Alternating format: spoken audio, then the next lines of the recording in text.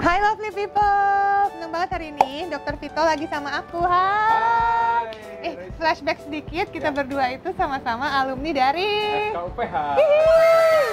Kita berdua sama-sama dari UPH, walaupun Dokter Vito nih sedikit lebih tua dari aku. Jangan lebih duluan masuk. Nggak mau tahu. Karena aku nggak mau dibilang lebih muda loh. Lebih duluan masuk setahun. Lebih tua, ya. Beda setahun. Beda setahun doang. Jadi masih ketemu. Jadi waktu kita sekolah dulu masih sering bareng. Dan Dokter Vito ini ngikutin semua organisasi yang ada di kampus. Coba sebutin deh. Ya, jadi ketua senat, coba. AMSA. Ya banyak lah yang semua. lain Pokoknya ya. semua title dia ikutin. Jadi aktif banget di kampus. Dan fansnya banyak. Jadi dulu kalau misalnya ketemu sama junior nih, kebanyakan junior-junior nih yang naksir. Kalau Vito lewat, kakak Vito, kakak Vito. Nah, Dokter Reza ini dulu emang ya aku ingat sih Apa? orangnya tenang, baik dan sabar. Jadi Emang kan. ayo cuma fans Dokter Reza gimana ya? Aduh. Lalu sekarang beliau ini malah jadi senior aku. Lebih duluan memberikan edukasi kepada masyarakat. Jadi sekarang aku berguru sama Dokter Reza. Widih, seneng banget. Jadi makin banyak yang aktif dari FKUPH.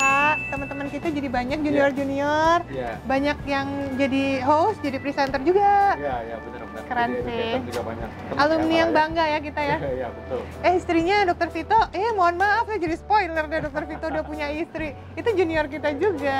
Cinlok ya dok? Cinlok hampir lulus. Jadi aku udah hampir lulus, terus lulus dokter, terus baru masuk. Oh dia baru masuk ya? Baru masuk. Untung ketemu dong Masuk, prinsipal. Jadi sedikit banget bedanya cuma berapa bulan aku hampir lulus, dia baru masuk. Wah, ternyata ya. Oke, kita hari ini mau bahas tentunya karena Dokter Vito adalah seorang dokter spesialis jantung. Jadi kita mau bahas tentang jantung dong. Oh iya, oke. Boleh ya? Semangat banget kalau jantung. Semangat dong. Iya, jantung. Dan saya mau bahas yang paling sering dibahas aja sama masyarakat Oh, iya. deh. Boleh, Jadi boleh. tentang mitos yang beredar. Ini mitos atau fakta yang beredar tentang penyakit jantung dan apa yang menyebabkannya. Oke. Oke, kita mulai ya. Ya. Ini ada pernyataan yang bilang, usia saya terlalu muda untuk terkena penyakit jantung karena penyakit jantung hanya bisa terjadi di lansia. Mitos atau fakta? Oh, ini mitos. Mitos ya?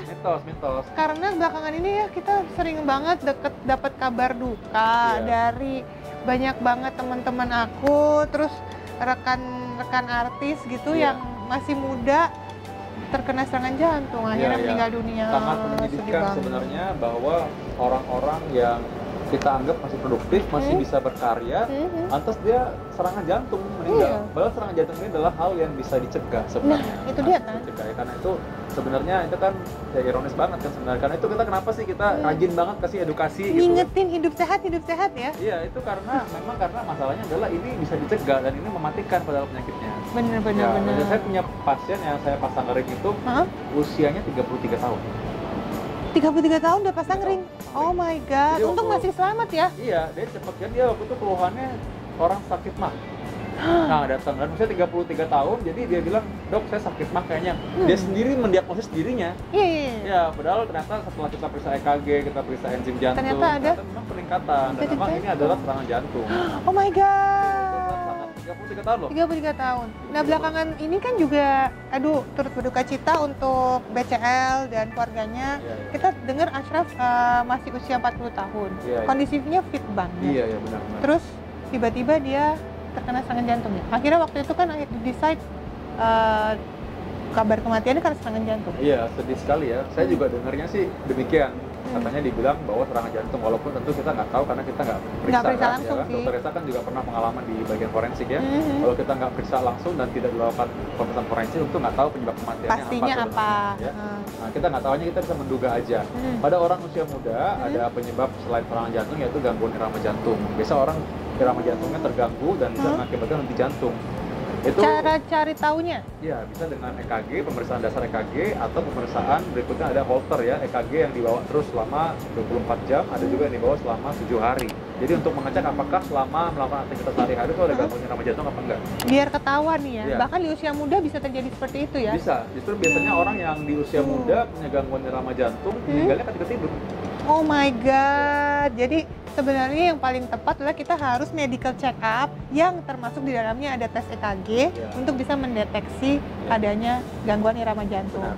Nah, setelah pemeriksaan fisik, nempel-nempel stetoskop, nanti kan ada anjuran berikutnya ya, apakah ini diajukan ke dokter jantung, ke dokter SPJP untuk bisa melakukan mungkin ekokardiografi. Jadi eko itu USG jantung ya, untuk melihat apakah ada penebalan dinding jantung, bla bla bla bla yang lain-lainnya. Itu bisa menentukan juga apakah ini bisa kemungkinan ada nggak kemungkinan kelainan jantung bawaan dan hal semacam itu.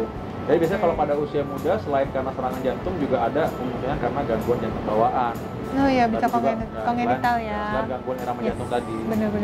Makanya setahun sekali disaranin kali ya? Iya, sebenarnya kalau udah di atas 30 tahun sih udah bisa tahun sekali ya. Di atas 30 tahun, periksanya tuh 1 tahun sekali. Oke, berarti zaman dulu kan 40 tahun ya suruh periksanya? Kalau orang 40 tahun memang harusnya periksa yang hal-hal yang faktor risikonya ya. Kalau diabetes, kolesterol tinggi. Cara ceknya kan harus dengan periksa darah. Iya, laboratorium. Iya, kadang-kadang orang kan bilang, pegel-pegel nih, leher, segala macam ya. Padahal nggak mau periksa. Takut apa? Takut penyakitnya apa? Iya, Padahal kalau misalkan pun nggak diperiksa penyakitnya ada kan tetap ada. Bedanya apa coba? Nah, itu bedanya satu suruh minum obat, satu enggak. Jadi nanti tiba-tiba bisa, oh enggak ya, amit-amit. Biasanya kalau tahu lebih awal kan berarti kan komplikasi lebih rendah. Semua dokter juga nggak pusing ngobatinnya.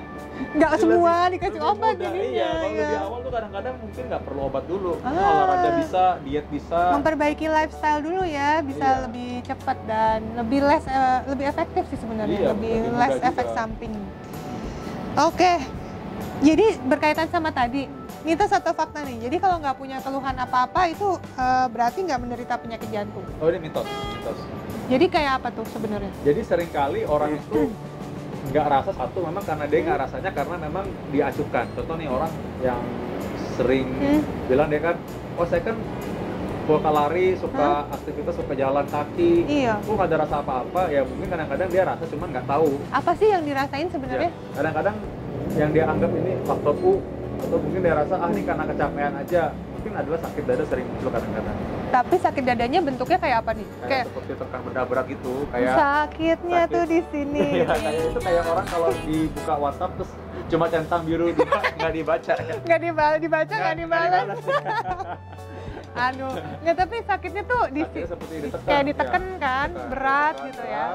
Kadang-kadang dia hilang, kalau udah istirahat lagi hilang. Tapi karena udah hilang dia rasa udahlah udah hilang. Oh, jadi, bukan apa-apa gitu ya. Jalan lagi, mungkin aktivitas lagi, naik tangga sakit. Duduk lagi hilang. Karena udah hilang dia nggak periksa lagi berikutnya. Karena malas periksa. Oke. Nafas, ya. Oke, jadi kalau misalnya patah hati itu bukan ya? Sakit hati karena patah hati itu enggak ya? Beda ya rasanya? Itu beda. Berkeping-kepingnya beda gitu ya? Beda. Walaupun ada juga orang yang patah hati, lalu menderita namanya broken heart syndrome. Itu beneran jadi serangan jantung? Aduh, aku takut deh kalau editor aku, videografer aku kayak gitu. Karena dia habis patah hati, patah cinta, kasihan. Maaf ya, Cid. Kamu hidup sehat gitu. Iya, coba hidup sehat ya, Cid, biar naik lagi berat badannya. Hidup sehat romantis maksudnya gitu. Nah, jadi itu ada penyakit yang broken heart syndrome. Broken heart syndrome itu semacam kardiomyopati atau lemah jantung. Lemah jantung. Terus jadi, yang dialamin apa? Orang yang mengalami itu biasanya orang yang sedih berlebihan, orang yang tiba-tiba mendengar kabar duka atau menderita sesuatu secara psikologis dan bisa menderita namanya broken heart syndrome. Terus nggak jadi jantungnya? Berhenti atau apa gitu? Enggak, bukan, tapi jadi lemah jadinya jantungnya. Aku ada pernah bahas juga sih di itu. Tuh, buat semuanya yang pengen penjelasan detail tentang berbagai penyakit jantung ya, bisa loh ke YouTube-nya Dr. Vito. Ada di sini. Ada nggak? Bener nih, ada nih. Beneran ya? Ntar ditaruh di sini ya. PHP ya. Iya, nanti boleh loh ke mampir-mampir ke sini. YouTube Dr. Vito ya. Dr. Vito, oke. Ya, jadi itu deh tadi ya. Iya. Jadi sebenarnya kalaupun gejalanya nggak signifikan, bisa jadi tetap ada penyakit jantung mungkin. Jadi tetap harus balik lagi medical check up. Satu tambahan terakhir yang harus digarisbawahi bahwa biasanya first blow atau serangan pertama itu malah biasa fatal. Nah, karena itu malah yang usia muda yang nggak pernah kejadian sebelumnya, yang orang suka bilang sebelumnya nggak ada rasa apa-apa, nggak pernah keluhan, nggak pernah riwayat jantung, tiba-tiba serangan jantung, karena memang serangan jantung yang pertama itu biasanya fatal. Aduh, amit-amit ya, semoga kita semua yang nonton sehat-sehat semua ya. Iya, semoga semua sehat ya. Amin. Oke, aku mau lanjut lagi. Nah, ini berkaitan sama yang tadi. nyeri di ulu hati. Nah, itu kan biasanya orang suka mengkaitkannya dengan sakit mah, nyeri asam lambung. Oh, naik asam lambungnya. Berarti bukan penyakit jantung. Mitos atau fakta? Ini mitos ya. Dengan catatan demikian. Mitosnya gini. Jadi orang yang punya penyakit lambung itu bisa aja kan punya penyakit jantung juga. Jadi dua-duanya bisa terjadi sama-sama. Tuh. Jadi nggak usah milih ya. Nggak di antara dua pilihan juga ya. Nggak harus milih ya. Kadang-kadang suka ada dua-duanya. Tapi bisa nggak kalau yang orang bilang penyakit lambung bisa naik nih asam lambungnya sampai ke jantung? Nggak bisa. Kalau udah penyakit lambung lalu asam lambungnya naik ke atas itu siapa sih yang bikin? Itu banyak tapi yang beredar kayak gitu, Dok. Tapi mungkin imajinasinya nih jalan-jalan gitu ya asam lambungnya ya, tapi enggak ya? Enggak, itu enggak. Ya itu kan alasannya karena jantung kita kan di tengah ya. Jantung kita di tengah. Kadang-kadang orang selalu bilang jantung di kiri ya. Kalau jantung ada di tengah. Pernah nonton Iron Man nggak? Nah, jantung di tengah kan? Jantung di tengah dan bagian bawah dari jantung itu berbatasan, posisinya mirip-mirip dekatan sama lambung. Nah, jadi kalau lambung rasanya ada lemah, itu ada sakit ulu hati, itu mirip tuh rasanya sama penyakit jantung. Nah, akhirnya orang yang serangan jantung kadang-kadang ketukar. Dia bilang saya sakit mah nih. Nah, jadi padahal dia serangan jantung sebenarnya. Nah, akhirnya karena nggak sempat ke rumah sakit, mungkin di jalan mungkin sudah keburu nggak ada, akhirnya mereka dibilang, oh itu karena sakit mah bisa menyebabkan kematian. Padahal enggak. Padahal bisa jadi itu adalah penyakit serangan jantung. Serangan jantung, ya. emang serangan jantung. Mah nggak bikin orang meninggal. Nggak bikin sih, butuh waktu lama sih sampai yang sudah kronis, hebat, baru bisa juga fatal. Iya, biasanya ya efek samping penyakit yang dibawa ya. Tapi biasanya karena meninggalnya karena serangan jantung itu. Berarti buat semuanya yang dapat broadcast message-nya, kalau asam lambung bisa menyebabkan serangan jantung tuh hoax ya. Enggak ya, jangan disebarin lagi ya. Udah tahu sekarang. Jadi kalau buru-buru deh, kalau misalnya ada sering nyeri di ulu hati, mending ke UGD aja deh ya. Biar tahu pasti. Ya ini beneran asam lambung atau mahnya atau emang serangan jantung. Iya. Ya kan? Medical check up, jangan lupa ya. Medical check up yang penting. Tetap balik-baliknya. Iya. Mencegah lebih baik dibanding mengobati. Oke, selanjutnya. Penyakit jantung lebih umum terjadi pada pria. Mitos atau fakta? Ini fakta. Ya, memang penyakit jantung pada pria memang lebih sering. Oh my god. Ya, memang lebih sering, masih lebih sering laki-laki. Kenapa? Apa ada hubungannya sama hormon mungkin? Ya, karena secara keseluruhan kalau perempuan yang masih aktif secara reproduksi ya, jadi masih menstruasi teratur, maka memang hormon estrogen ini melindungi pembuluh darahnya dari kemungkinan terjadinya penyempitan atau sumbatan. Berarti alhamdulillah juga ya yang masih produktif tapi ya berarti. Kalau udah mulai menopause sama kayak laki-laki. Oh, nah, makanya resikonya sama. Makanya kejadian serangan jantung itu pada perempuan itu jadi sama atau bahkan kadang melebihi laki-laki ketika sudah melewati usia menopause. Jadi kalau grupnya dipisahkan, perempuan yang melewati masa menopause itu dengan yang belum menopause ya memang jadinya sama kayak laki-laki. Oke, berarti kalau pada perempuan usia produktif harus medical check up-nya berapa lama? Kalau pada usia produktif itu tetap medical check up sama kayak laki-laki. Karena apa? Karena ada hal yang menyebabkan seseorang perempuan yang masih mens punya penyakit jantung. Apa tuh? Ada orang yang punya diabetes sejak muda. Ada yang punya kolesterol sejak muda. Oh my god. Dan sekarang perempuan lebih banyak dibanding dulu yang perokok. Iya, benar. Teman-teman Dr. Reza mungkin tahu juga yang merokok ya. Yang perempuan. Itu sebenarnya gini. Kadang-kadang kalau perempuan itu ya aku bilang jangan merokok ntar kena penyakit jantung, mereka nggak percaya. Mereka bilang masuk sih dok perempuan kena penyakit jantung malah merokok. Nah akhirnya gimana caranya? Aku bilang gini, Bu kalau merokok ya itu kayaknya lama-lama tambah turun tuh, coba pipinya ya atau tambah keriput. Takut-takutin tambah tua. Langsung dia stop. Nice. Kita takut tambah tua dibanding takut serangan jantung. Iya benar. Ya jadi biar lebih sehat awet muda nggak usah ngerokok. Jadi mulai sekarang yang masih ngerokok stop. Selain bikin keriput, mengganggu orang lain juga. Iya. Ya begitulah akhirnya. Gitu ya. Mereka ya. Tiap orang ada ininya masing-masing ya. Jadi tetap harus medical check up setiap tahun. Iya. Benar. Kembali balik yang itu ya sebenarnya. Oke. Masih ada lagi? Ya. Kalau punya riwayat penyakit jantung dari keluarga, nggak bisa dicegah, pasti akan kena penyakit jantung juga nantinya kitanya. Aduh, kasihan banget. Jangan dong ya kan. Ini mitos ya. Mitos lah ya. Iya. Coba diwariskan, jangan penyakit jantung loh, diwariskan Waris tuh tanah, tanah, gitu ya. rumah gitu ya. Surat-surat berharga. Nama baik lah paling enggak.